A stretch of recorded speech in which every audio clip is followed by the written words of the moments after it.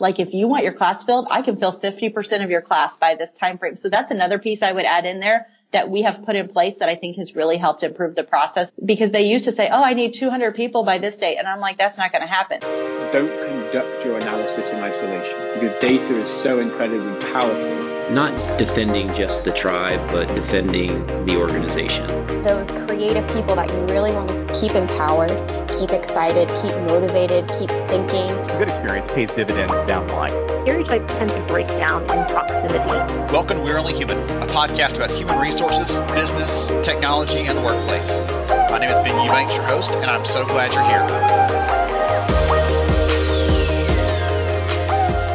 Hello, everybody. Welcome to We're Only Human. This is Ben Eubanks, and I'm so thrilled to have you here. I have a question for you. Does your business hire seasonally, or do you have some busy times of the year when you're trying to recruit and fill specific slots? Well, in the U.S., nothing is more seasonal than taxes, and H&R Block is one of the biggest names on the block.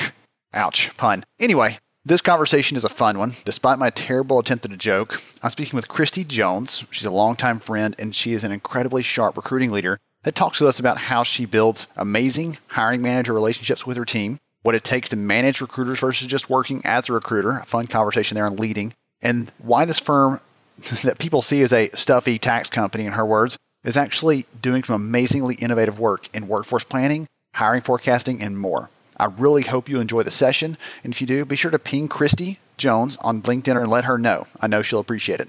Now, on with the show. Hello, everybody. Welcome to We're Only Human. I am excited to talk today with a longtime friend and a rock star recruiter, Kristi Jones. Kristi is a TA leader over at H&R Block. And if you live in the U.S., you can only imagine what kind of crazy activities going on over there this time of year. So, Kristi, thanks for taking some time to chat with us today. Yeah, thank you for having me. I'm excited to be on. And yes, we are in a crazy time. Of course, we're in peak tax season. So it's actually a slower time for TA, but we're ramping up for next year. So we're getting ready. Absolutely. So tell us a little about, before we jump into some of that, because I think it's a fun story to tell us a little about who you are and what you do, and we can dive into some of the other things. Sure. So again, my name is Kristi Jones. I'm the manager of talent acquisition here at H&R Block in Kansas City. I started out as a consultant, went as a seasonal associate, and then went full-time. So I've been in several different positions, but always in TA. I started in a senior recruiter role, went to an associate manager role, then went to a manager role. So I've worked my way up in the organization, but again, always in TA. My overall responsibilities, they've changed over the years, but I will tell you it encompasses a lot of different areas, from a lot of program management to leading a couple HR specialists right now that support all of our senior recruiters from a corporate hiring responsibility. I oversee most recently some strategy and kind of recruiting strategy for our Block Advisors brand and our franchisees. And we're doing a lot more and diving deep into that. Experienced tax pro recruiting strategy. I do a lot with our assessments here, any kind of social media post, our interview process for the hiring managers. We do all the training. I develop a lot of those guides. Also just our recruiting and intern strategy. I have the college recruiting program, onboarding strategy, referral strategy. So there's a lot in my bucket of work. But then we're also, again, my team is supporting the recruiters from the standpoint of all the hiring, all the onboarding, getting everyone through our process. And again, just any kind of process improvement and updates. So yeah, there's quite a bit. My scope of my job is pretty broad across the TA team. So I dabble in a lot for the team, lots of training for the team as well. So. Excellent. Well, one of the things that popped in my head when I reached out to you originally was the idea that this is not something in September, people aren't getting their taxes done. This is a specific time of the year that basically the company is turned on. I don't want to say like a flip of a switch, because there are always things to be done, but it's almost like that, where there's a specific season where you're busy and then the rest of the year is not so much. And so I'm curious, can you talk about that aspect of the business, what it looks like behind the scenes? Because I think people will be curious to hear how that works. Yeah, so I think it's funny because when people think about Block in general, they think, oh, we're this stuffy tax company, we're a financial company. We're actually, I think it's still the same ranking. We are the 7th largest retailer in the U.S. So we're a retail organization. We actually have year-round business 365 days a year. I will tell you, I've seen that shift over the years. I would say we were very much more seasonal, what you talked about early on in my career. And now we're always 1 year ahead and working year round. So there's really no downtime at Block like most people would expect, because they're like, well, in tax season, it slows down. honestly, we ramp up. Our fiscal year starts in May every year. We ramp up all of our hiring in May to December, January, even part of February. And then by then, now we're already starting our strategy for next year. We're changing systems. We're doing any upgrading we have. We're looking at all of our project timelines. So there's really no time to stop and take that break. We are always on the go. Even though our volume from a hiring standpoint slows down quite a bit, we're on to next year. So we only truly have 2 to 3 months to plan to get ready for next tax season. So it is a very quick turnaround. And like I said, with all the blackout periods with systems and stuff we do here, it's like we have a very short window to turn everything around or make any updates. So it's quite a business to be in, I will tell you. And what's fascinating about Block is really you have one shot to do it right every time, because you don't have do-overs like a lot of teams that were like, oh, we'll just hire again in a few months. No, we hire one time. It's done. We have tax season and then we start over again. So that's what makes us very unique, I think, is that there's really that one chance to do it right. And then we have to regroup our strategy for 3 months and think about what do we do different? What changes do we make, and launch it all over again? And hopefully we do it better the next time. What kind of volume are you looking at? From a field seasonal hiring, I would say we're right around, I think the number they still quote on our website is probably around 80,000 tax office associates. From corporate, I will tell you, from corporate regular positions, we anywhere from 400 to 500 every year. And then we have corporate seasonal positions, where really seasonal positions housed here at our corporate office in Kansas City. And then we have some remote workers in remote locations. And that could run anywhere from 1,500. I've seen it all the way up to 3,000. So it's crazy. And that number from corporate seasonal and corporate regular is really what our teams focus on. Like I said, I assist with the strategy from Experienced Tax Pros and some other brands from Block. But our focus is really that 2,000 to 3,000 to 3,500. That's the pocket of work that our kind of small and mighty team of recruiters does in probably a 6 to 8 month window. So it's huge volume in a short time. So talk a little about that volume in a short amount of time. That's a high pressure environment, really challenging for the people in the seats having to do this recruiting. Talk about how you keep your team motivated as a leader, because I know in the past where I was doing a lot of that recruiting, not high volume like that, but the really stressful times, it was challenging sometimes. I mean, it just becomes a chore almost. So talk about how you keep them motivated, how you keep them sharp for those times. Yep. And you're right. It is very stressful, because what we do with our high volume, we call them classes. So you need to, as a recruiter, you have so many classes for like our call centers that you would be filling. And it is very stressful, because some of them are every other week. You have to fill 30, 40 every other week in a row. And it's very stressful. And what we have done, and really when I was leading this group, and now I have an associate manager that leads this team, but previously when I led this group, what we do, and we still continue to do, is really you have to connect with them every day. We do a lot of sharing of workload. Is there someone that can help you source? Because burnout happens very quick, and we see it year after year. We've had some of the same people in the same role filling these high volume seasonal positions year after year, and it's tough. Burnout, it's stressful. You're under deadlines. So there's a lot of pressure from the business as well to fill these. So what we do is a lot of, where do you need help? There's a lot of asking for support from a team. Our team is great about everyone jumping in, but then we're also doing a lot of touch base. We do some morning sessions where you go over, and we have WIG sessions where we have this wildly important goal that we do every year on sourcing and pipelining candidates, and we see where you're at. We actually use our whiteboards and write progress every day. We go over and celebrate our successes. And I think that's important. If you lose track of, you're so focused on, I'm going to continue to push these recruiters to fill these classes without any recognition, I've seen a fail there. You've got to recognize, you've got to reward, you've got to offer up assistance and help, because they can't do it alone.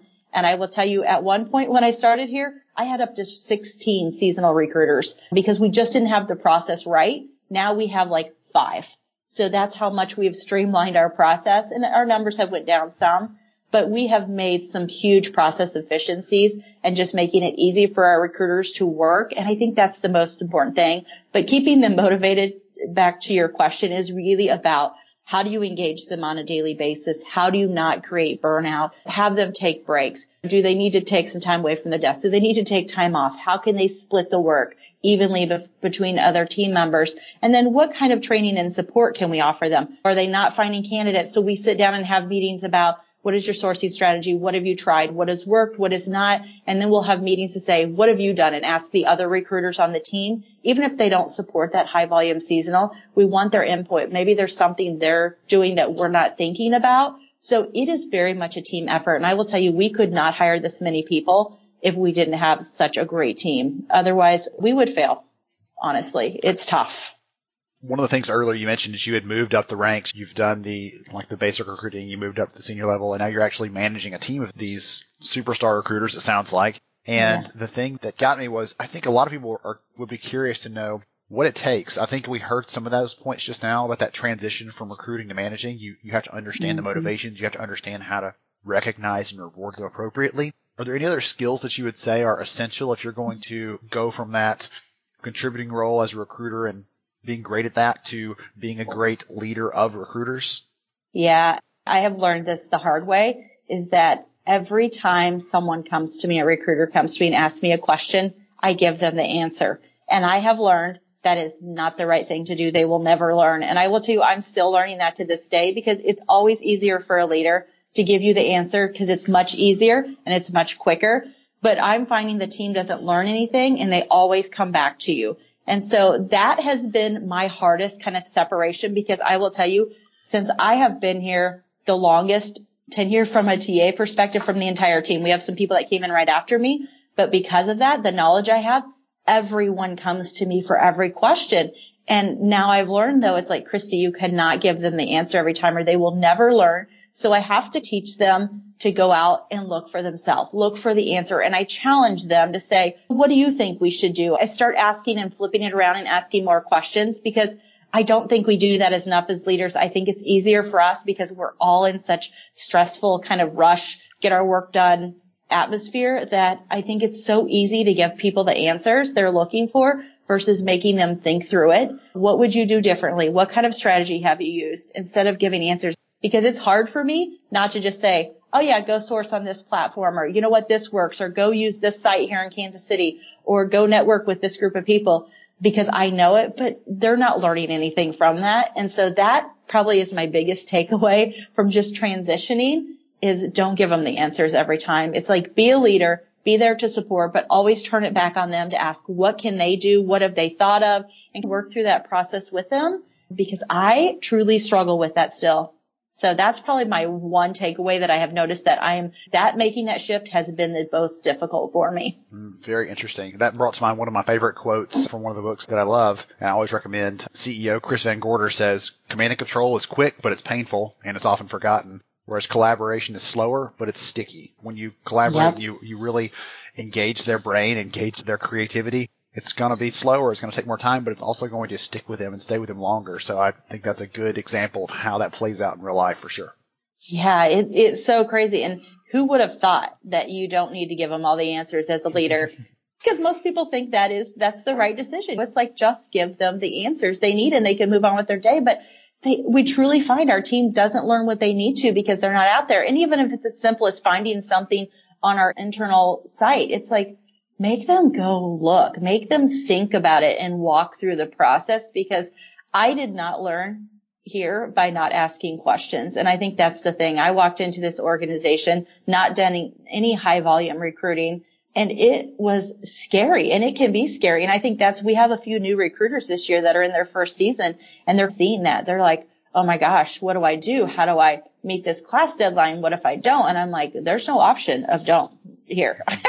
It's like, we have to figure out, how do we meet each class? Because our business relies on it. So yeah, it's an interesting shift, and it's been a hard one for me, I will tell you, because it's, again, too easy to give them the answer. Yeah, absolutely. We talked about one of the things that kind of intrigues me is the idea of filling a class, again, because I've never done that type of recruiting where I have to have a set of people ready to go on a certain date. It's usually more of a drips and drabs. And so you do a ton of staffing plans, workforce planning, really trying to prepare for the year. And again, most recruiters, probably like me, reactive, or if we're going to be positive, I guess we could say they're just-in-time recruiters, right? But I don't know if that's because the business is oriented that way for them, or if it's just because they have the luxury of that, but you don't have that flexibility. You said it earlier, you have one shot to get this right. Talk about that sort of process of planning ahead and I think other recruiters, other employers can learn something from that example. So share a little about how you do that. Sure.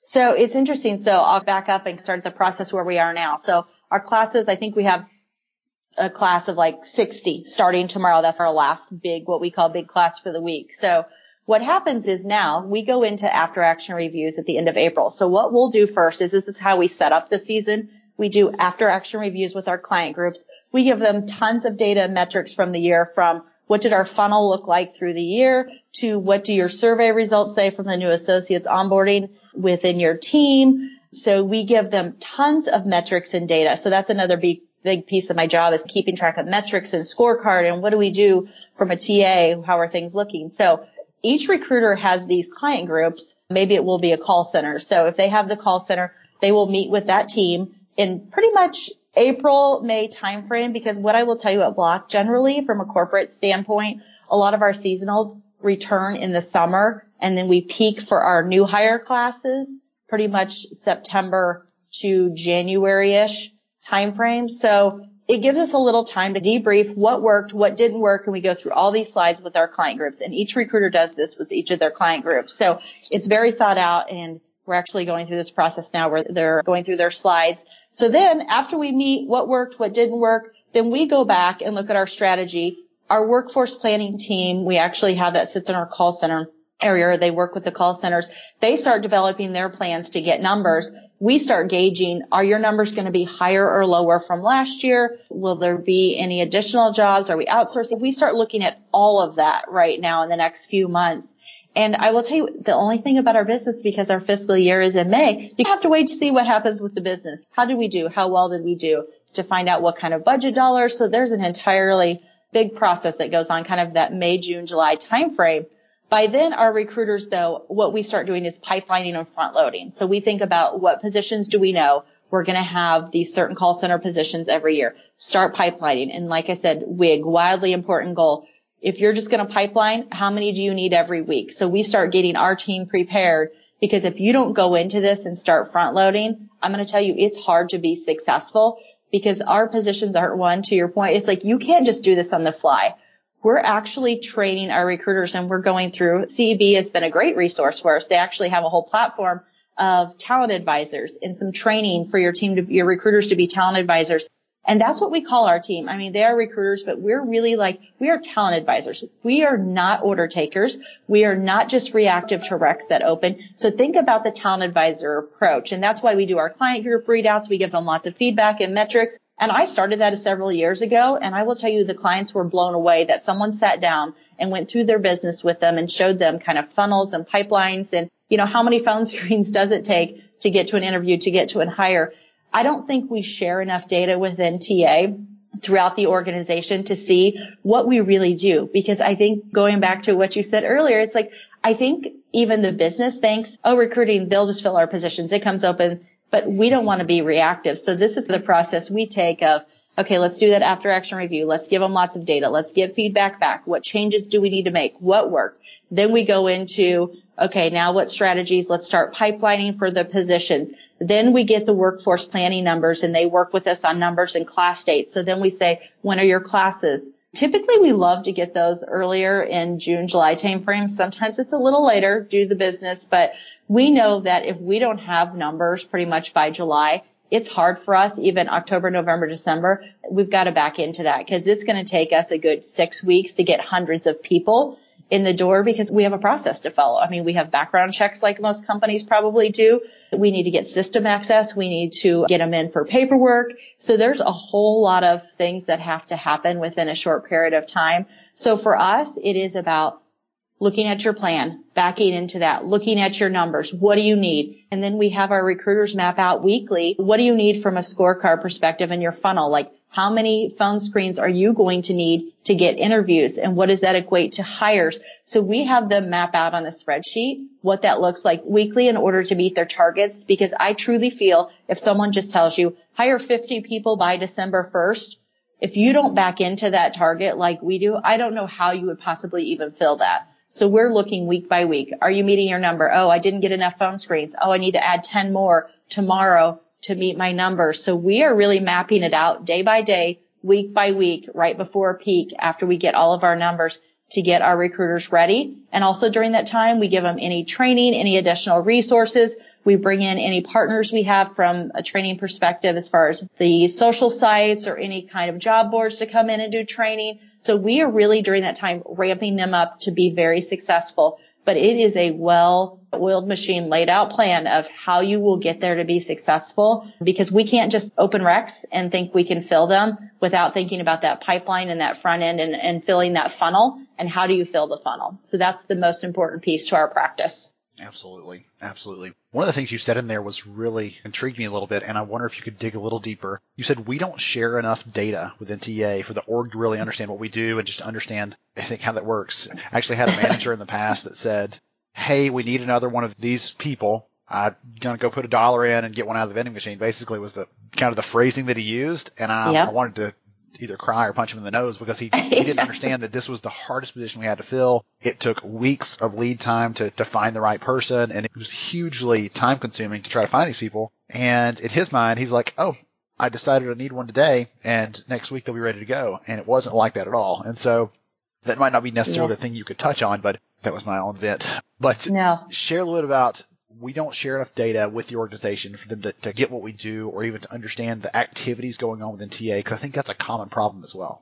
Yep. And before I touch on that, I will tell you the one thing that we have done that I put in place a few years ago, which really has changed our model, is we have an SLA document that shows here's how many people we can fill. If you give us numbers by this date, 6 weeks later or 8 weeks later, we can fill it. If you give us numbers at 4 weeks before your hire date, here's how we can fill it. I will tell you, just by giving that document to all of our hiring managers and sharing what our SLAs are, especially when you have classes. Yes, there's going to be occasionally where they spring one on you, but we don't get big classes just sprung on us, because we're like, here's our SLA. Like, if you want your class filled, I can fill 50% of your class by this time frame. So that's another piece I would add in there that we have put in place that I think has really helped improve the process, because they used to say, oh, I need 200 people by this date. And I'm like, that's not going to happen. So we had to put some guidelines in place to do that. So that's one thing I would share too, going back to the plan that I would make sure you do if you're going to that workforce planning. That's a pretty important element. But shifting back to metrics. So from a metric standpoint, it's funny because we survey all of our new hires, from our seasonal to our regular. We survey them at 30 days. We survey them at 90 days. What I was finding is we were sharing that with our recruiters and getting some great feedback. And we also survey our hiring managers to see how our process was. But we weren't sharing that data with our client groups. And we asked our associates when they fill out the survey, just department-wise, where did they work? And so I started a few years ago thinking, why are we not sharing any of this? Because we can't make any improvements and we can't engage with our new associates any different if we're not sharing this data. Like TA can make changes from a recruiting standpoint, but how do we do that within the business, from training to tools they need to the access they didn't have? There are so many other things that was missing. And so that kind of started the conversation. And then we started looking at, I think our hiring managers don't really even understand how much volume we actually have to do or find from a funnel perspective in order to fill a class of 60 people. And I will tell you, when I brought this data a few years ago to one of our VPs, she sat down and she said, I have never seen information like this before. She goes, this is the best thing. I mean, you would have thought it was Christmas to them. It's amazing how much just a little bit of metrics that you could share with your leaders. And also what that did for us, and I would say that was a turning point for me in my career and for TA. It gained a lot of respect. And I will tell you, to this day, a lot of people come to me as that leader, talent advisor, and say, Christy, we'd like your thoughts on this. And I get a lot of people that just ping me now, because now they understand, like, okay, we get the strategy that is behind all of this. We understand why you have all these metrics. Now we have a better understanding of what you need to do and how we can support TA from that model.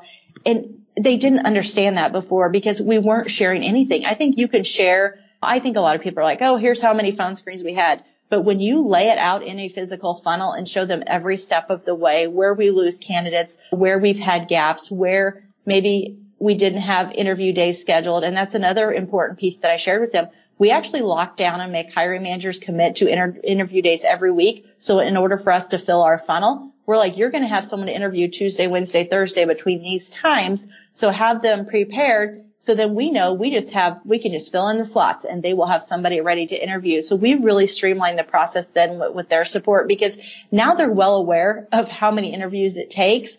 But I think until you sit down and start showing them those metrics behind the scenes, and even from an assessment standpoint, some of our positions have assessments attached. And it's just a data point. It's not a pass or fail for us. It's just another data point in the hiring process. But what that has shown them too is how to use that data. And we've never done that before. How do you train managers on reading that report versus we used to in the past use it as a pass or fail, and we changed that now. It's like, let's use it as more of a data point, because what I'm doing in the last year or two, now we've started, and this year's probably going to be our first year we'll see results, is now we're starting to match up that performance data with our assessment data on when we hired the person, how well did they perform, what competencies are essential possibly for this position. So now we're really diving a little bit deeper into those metrics. And that, again, is not something we've ever shared with our hiring managers. So I find myself every year we're getting better and better about what can we share, what's important to them. Because I think what we found is hiring managers don't see the value if you don't give them the data. And so by giving them data on assessments or funnel or just after action review data, survey data, I found that you're much more credible in the organization. And I will tell you, I think they really respect TA and the work that's done just because of what we can show them, what we've done behind the scenes. If I had to point to one of the most common issues or requests or questions, whatever else that I see from people that are working as recruiters, it is that relationship with the hiring manager. That is always a common friction point. And I think part of it is because the hiring manager thinks, hey, the recruiter doesn't really know what they're doing, or the recruiter thinks the hiring manager really doesn't know what they're doing. And there's this black hole where they just can't seem to cross it and understand what the other party is really up to. And by giving that data to them, you're laying it out there saying, hey, I'm not showing off. I'm just telling you what's going on so you understand this. And that seems like it builds the most credible, the most valuable lines of communication that no amount of throwing out, here's our open rec counts, things like that, really laying the funnel out for them is hugely important. And I love also you said the after action reviews. Hey, here's the lessons learned from last year. Here's the things that we might not have done right, but we're going to learn from it. And being able to be transparent about those kind of things and sharing that with them. They might have an idea. They might have something that they can contribute to help with that. And I've always been of the mind that, hey, if they're feeling like they're part of the process of fixing it, then they have no reason to complain next time it doesn't work out. So really calming them with that is pretty incredible. Yep. Yeah, that's right. And I think going back to your transparency, what you just said, transparency is key, because I have found when you have a team that, someone that thinks, oh my gosh, I'm going to miss my number, and they don't tell anybody, you put us in a much worse situation. Let's be very transparent. So we always have, what's your plan B? What's your plan C? If we were going in and we think we're going to miss a class, you better be prepared for a B and C. And what's your backup plan? Is it we can add on a different date? Can we add one more class? So we do have to go in. But again, I have found you will get burned if you are not transparent with your hiring manager. The other thing I've learned too is you don't need to be best friends with your hiring manager. It's like they need to respect you as a talent advisor. And I think that's what's hard for people. Sometimes they get way too comfortable and they share too much. And I'm like, but then when things go wrong, they're not so much your friend. And I think we've had a few people learn that the wrong way too. It's like there is a fine balance. You have to balance what is that relationship, but it has to be about trust. They have to have confidence in you, and you have to be transparent with them, or else you will fail. And again, I've seen some of those failures in my career here, and it's hard. And it's hard to get that respect and earn their respect back. And then it's hard for them to trust that you can even fill a class. And that is the toughest thing to get past. It's hard. So we have wandered over a large variety of topics, but is there anything else? I just want to open the floor a little bit. Is there any other advice you'd give to employers to help improve their own recruiting practices broadly? Is there a point you want to reiterate from earlier, or a specific thing you might want to say about technology or strategy or process? I just want to give you this last chance to hammer a point home you think is really critical. I will tell you, I haven't shared this. They're going to share this at the IBM conference, so I maybe have some breaking news here. But actually, we're doing something really cool, which I would tell people, always experiment with new tools, new ways of using technology, because what we are doing currently, we're in a pilot phase. And again, this may be breaking news, and I don't know if I should be discussing. It'll be fine. They're going to talk about it in a few weeks at IBM. But we are actually using Watson and doing a little AI with scoring on resumes and applicants and using Watson to do that through Connects the Brass Ring. So it's actually very cool. We're piloting it with some of our big pockets of work. So again, it's something that is very much on the forefront of people's minds. It's like, what can you do to stay current or ahead of the trends? And I think this whole AI kind of trend you see happening, it's like, how do you use artificial intelligence? What do you do? So now we're using Watson and looking at scoring of our resumes when they come in. Again, going to use it as a data point, just like we do assessments. So it's not like someone's going to get kicked out, but I think it's just an easier way for us. And Watson, we're working with it. We're training it. We're showing it resumes, what's good, what's bad based on metrics. And it's a cool experiment. So I will tell you, I don't know how this is going to end up, but I think you always have to be willing to take a risk with different technologies, different tools. I feel like at Block, we're a little bit ahead in a lot of aspects, and we try to stay ahead. We try to stay current, and I think that's important too. Think about your organization. You need to make a step ahead every year from a TA perspective. I mean, if you're doing paper, you are way far behind, and I know there's some people that are. Think about what's that next step? How can you make it so you can automate some of your paperwork? And then build up to where we are thinking about future enhancements. How can we make our recruiters be better talent advisors and sourcers versus going out and, post and pray and looking at different sources? It's like, what technology can we use to make their job easier and more efficient? And I think that would be my key takeaway now is you've always got to be thinking to the future. What tools, technology can you use? Because if you're stagnant, probably your organization, it's tough to get people to. And I think about that from a recruiting aspect. It's like, we're doing some really cool things in TA, I think, here. And we get pinged a lot because we are a large organization. So people like to test things with us, and we don't do everything. But I think it is very important. And I will tell you, we don't have tons and millions of dollars TA budget like people think. Our TA team is like 9 recruiters.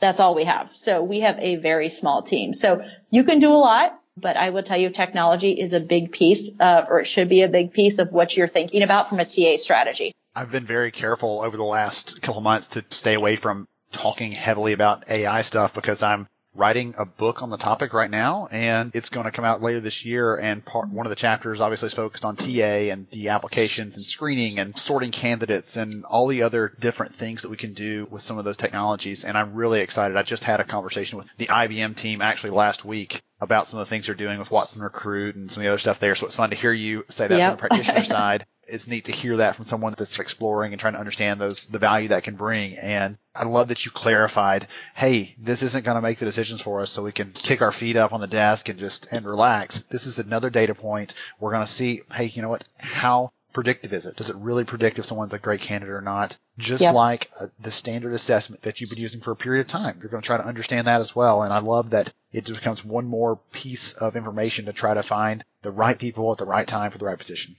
That's exactly right. I would say that's probably a big one. I think it's exciting because not a lot of people are doing it yet, but I think a lot of people aren't bought into it either. So it's a matter of we're just going to see what our learnings are this year, and then we'll take it from there. So excellent.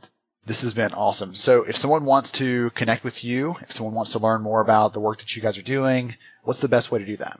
Yeah, so you can connect with me on LinkedIn. It's Kristi Jones, and it's Kristi Jones. I think networking is another important piece to my job, and networking and getting out there, being social and getting involved in the community. So I would love to connect with anyone. Excellent. I'll make sure and get those links in the show notes for anybody that wants a shortcut to connecting with you. Right. Because again, if this conversation is any indication, there's lots of good stuff that they could learn from you. Yeah, we've done a lot. I just want to say thanks, Christy. This has been an amazing conversation. I had high expectations, and they were even blown away. I have some good notes, good conversation, and I'm going to Strategic Workforce Planning and Analytics Conference next week to speak, and this is like the perfect primer for me to leading into that session to think about some of the things that are going on and to hear from someone that's practicing this stuff every day. And so this has been wonderful, and I really appreciate your time. No, thank you for having me. I appreciate it. I don't think we share enough in the TA space sometimes. I think we do a little bit, but I think it's always good to connect and share and learn from others. Well, to everyone else, I appreciate you listening to the show. Ben Eubanks from We're Only Human, and I will catch you next time. Thank you so much for joining me on the show today. I'm honored to have you as a listener. If you enjoyed this episode, please take 10 seconds to rate it at iTunes, Stitcher, or wherever you listen to your podcast. Also, if you know a friend that could benefit from today's conversation, please pass it their way. After all, a rising tide lifts all ships. To see show notes, sponsor information, and our full show archives, visit onlyhumanshow.com.